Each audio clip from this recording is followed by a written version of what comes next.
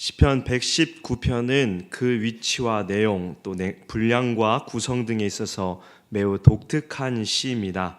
시편 119편은 이 성경의 정중앙에 위치하여 하나님의 말씀에 대한 사모함의 열정과 또 하나님의 약속의 말씀에 근거한 구원과 또 축복의 간구가 담겨 있습니다. 시편 119편은 성경의 중앙에 위치하여 성경 그 자체의 중요성, 성경이 가르치는 바 가장 핵심적이고 가장 큰 무게를 지닌 주제를 다루고 있는 말씀입니다. 또한 시편 119편은 분량면에서 성경에서 가장 긴 176절로 구성된 시편입니다. 각각 8절을 한 연으로 해서 전체 22연으로 구성되어 있는데요.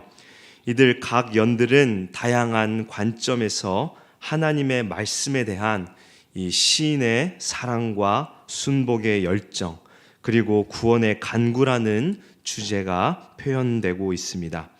시인은 22개 연의 각 첫 머리를 히브리어 알파벳의 이 22자의 순서를 따라서 시작하는 형식을 취하였습니다.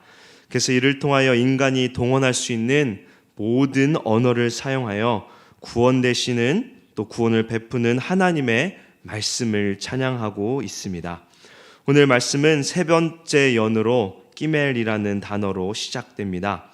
3년에서 시인은 하나님의 규례를 사모하는 자로서 주께서 깨우쳐 주심과 계명을 지키는 자에 대한 하나님의 보호하심을 간구합니다. 17절을 보시면 주의 종을 후대하여 살게 하소서, 그리하시면 주의 말씀을 지키리이다. 마치 하나님께서 후대하면 주의 말씀을 지키겠다라는 뜻으로 우리가 해석되지만 사실 본문은 오래 살면서 주의 말씀을 지키게 해달라는 간구입니다.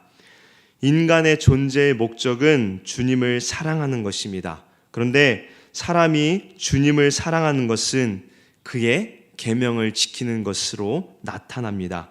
시인은 이러한 사람의 본래 목적을 바르게 잘 지킬 수 있도록 하나님께서 은혜를 베풀어 달라고 간구하는 것입니다.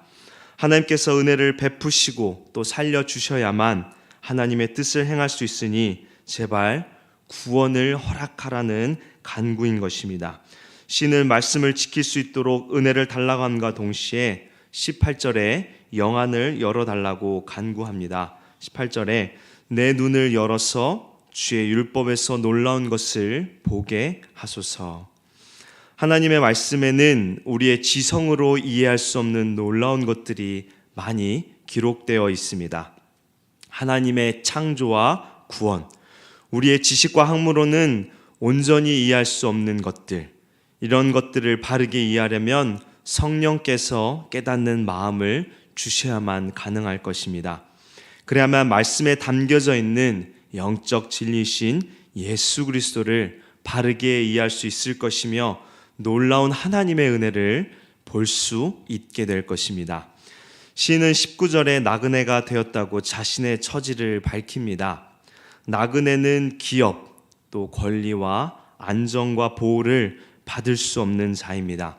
이렇게 고난의 삶, 쉴 곳도 없는 나그네의 삶을 사는 중에도 시인은 주의 말씀을 붙잡고 있음을 봅니다. 나그네된 인생에게 가장 중요한 것은 길의 인도자가 되는 하나님의 말씀입니다. 하나님의 말씀은 나그네 같은 인생이 나아갈 길이며 또 위로이고 도움이기에 시인은 하나님께 계명들을 더욱 붙잡도록 간구하는 것입니다. 나그네로서 계명을 붙잡고 사는 시인은 자신이 얼마나 하나님의 말씀에 대한 열정이 가득한지를 20절에 말씀하는데요. 주의 규례들을 항상 사모함으로 내 마음이 상하나이다 라고 고백합니다. 시인은 마치 이성을 사모하고 사랑하여 상사병에 걸린 것처럼 하나님의 말씀에 대한 자신의 열정과 사랑을 표현하고 있습니다. 사실 시인은 큰 고난 가운데 있으면서도 그것 때문에 마음이 상한 것이 아니라 말씀의 갈급함으로 인함이라고 고백합니다. 자신이 얼마나 말씀을 사모하는지를 보여주는 고백이죠. 이와 반대로 말씀을 무시하며 거스르는 자들을 21절에 묘사하는데요. 그들의 특징을 보면 교만하고 또 저주를 받으며 하나님의 말씀에서 떠나는 삶을 삽니다.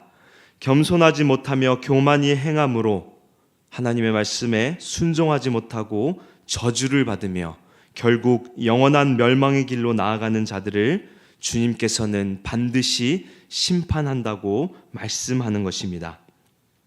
이에 시인은 22절에 21절에 사람들과 같지 않고 온전히 말씀들을 순종하였음을 고백하며 그로 인하여 당하는 고통에서 구원해달라고 간구합니다. 말씀을 지키는 삶은 결코 순탄치 않습니다. 세상에서 멸시와 핍박과 조롱과 모든 것들이 압박하기 때문입니다. 시인도 22절과 23절 말씀에 순종하는 삶이 평탄한 삶이 아님을 고백합니다. 세상의 권력자들도 비방하고 공격을 하는 그 상황에서 시인은 어떻게 하고 있나요? 하나님의 말씀을 지키고자 노력하며 세상의 도움이 아닌 하나님의 도우심을 간구합니다. 우리의 삶에도 말씀을 지키며 살아가는데 많은 방해와 고통이 따를 것입니다. 이러한 상황 속에서 우리 또한 시인처럼 주의 말씀들을 지키도록 노력해야 할 것입니다. 그리고 하나님께서 우리의 아픔과 고통과 고난, 그 모든 것을 갚아주실 것을 간구해야 합니다. 하나님께서는 자신의 선하신 뜻을 이루십니다. 그때까지 우리가 참고 기다리고 인내한다면 하나님께서는 의의 면류관을 반드시 씌워주실 것이며 24절에 주의 증거들은 나의 즐거움이요 나의 충고자이니다 라는 시인의 고백처럼 우리에게 말씀을 준행하며 사는 삶이 반드시 가장 복된 삶이라는 진리를 확인시켜 주실 것입니다. 3년에서 시인은 17절에서 24절까지 시인은 하나님의 말씀에 대한 열정과 확신이 가득했습니다. 시인은 하나님께서 나그네 같은 자신이 방황할 때에도 세상에서 고통 중에 있을 때에도 그 모든 고난을 극복하고 이기게 하는 힘과 근거를 하나님의 말씀에서 찾았음을 우리는 볼 수 있습니다.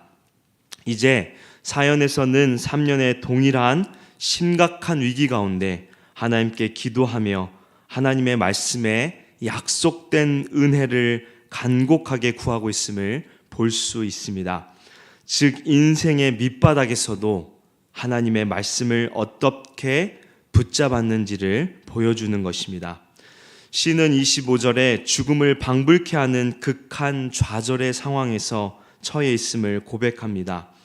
25절에 내 영혼이 진토에 붙어 싸우니 주의 말씀대로 나를 살아나게 하소서. 자신의 능력으로 벗어날 수 없는 비참한 상황에서 시인이 붙잡고 있는 것은 무엇인가요? 바로 하나님의 약속의 말씀입니다. 시인은 주의 말씀대로 나를 살아나게 하소서라고 간구합니다. 시인은 하나님의 말씀에 근거하여 자신의 구원을 간구하고 있는 것입니다. 26절을 보면 시인은 과거의 어려운 상황 속에서 약속의 말씀들로 회복시켜 주셨던 경험을 고백하며 다시금 말씀들로 이런 어려운 환경과 상황들을 극복할 수 있도록 간구하고 있습니다. 시는 26절에 이어 27절에도 구원에 대한 호소보다는 하나님의 말씀을 더욱 깊이 깨닫게 해달라고 간구하는 것을 볼 수 있는데요. 27절을 보시면 나에게 주의 법도들의 길을 깨닫게 하여 주소서. 그리하면 내가 주의 기이한 일들을 작은 소리로 읊조리리다 라고 말씀합니다. 고난의 상황에서도 시인은 말씀을 붙잡고 있습니다. 말씀의 능력에 대한 확신이 얼마나 큰지를 볼 수 있는 것입니다. 말씀을 통해 어떠한 일들을 알 수 있을까요? 현재의 고난에서 좌절하는 것이 아니라 하나님의 놀라운 섭리 가운데 구원의 은혜가 반드시 결과로 미래에 나타날 것이라는 것을 말씀을 통하여 깨닫기를 원하는 것입니다. 우리가 생각지 못한 그때에 우리가 가장 밑바닥에 처해 있을 때 하나님께서는 자신의 선한 능력을 나타내실 것입니다. 시인은 그러한 일들을 과거 경험들을 통하여 말씀에서 깨달았기에 오늘 27절에서도 하나님의 약속의 말씀을 붙잡고 있는 것입니다. 28절에 시인은 자신의 절망의 상황을 이렇게 묘사합니다. 나의 영혼이 눌림으로 말미암아 녹사오니. 이러한 상황에서 시인은 역시 주의 말씀을 간구합니다. 주의 말씀대로 나를 세우소서. 여기서 세우다라는 단어로 사용된 히브리어 쿰은 견고하다, 확고히 서다라는 의미를 지니고 있습니다. 마음이 녹아내리는 상황, 큰 타격을 입어 회복할 수 없는, 회복을 기대할 수 없을 정도로 깊은 곤경에 처해 있는 상황에서 시인은 분명히 일으켜 주실 말씀의 약속을 기대어 간구하고 있는 것입니다. 시인은 29절과 30절에 하나님과 반대되는 행위, 거짓된 삶의 방식과 태도에서 벗어나 말씀을 배우고 깨달음으로 성실한 삶을 살도록 노력하겠다고 고백합니다. 그리고 시인은 31절과 32절에 말씀을 붙잡는 삶을 살겠으니 그 삶으로 인하여 실패하지 않게 해달라고 간청하며 말씀을 향하여 달려가도록 마음을 하나님께서 인도하시기를 간구합니다. 시인은 영혼이 눌리는 듯한 고통 가운데서도 약속의 말씀을 붙잡고 있음을 우리는 볼 수 있습니다. 우리가 세상 속에서 바라볼 희망의 근거는 오직 하나님의 말씀밖에 없습니다. 세상 사람들은 그것이 가장 헛된 희망이라고 말하지만 우리는 오늘 말씀처럼 주의 말씀이 가장 확실한 희망임을 믿으시기를 바랍니다. 시인은 절박한 상황에서도 그의 기도의 목적지는 하나님의 말씀임을 고백하는 것을 우리는 볼 수 있습니다. 하나님의 말씀을 교훈받고 지키는 것, 악한 생각조차 못하도록 주의 말씀으로 자신을 제해달라고 간구하는 것을 우리는 볼 수 있습니다.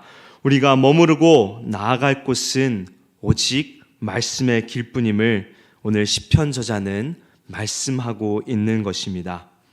이제 2019년 새해가 되었습니다. 우리는 어디에 소망을 두어야 할까요? 오직 말씀밖에 없습니다. 말씀만이 가장 확실한 구원의 길이며 우리의 희망이며 가장 믿을 수 있는 약속입니다. 올 한 해도 이 약속의 말씀들을 붙잡으며 더욱 굳건하게 세워지는 저와 여러분 되기를 주님의 이름으로 축복합니다. 함께 기도하겠습니다.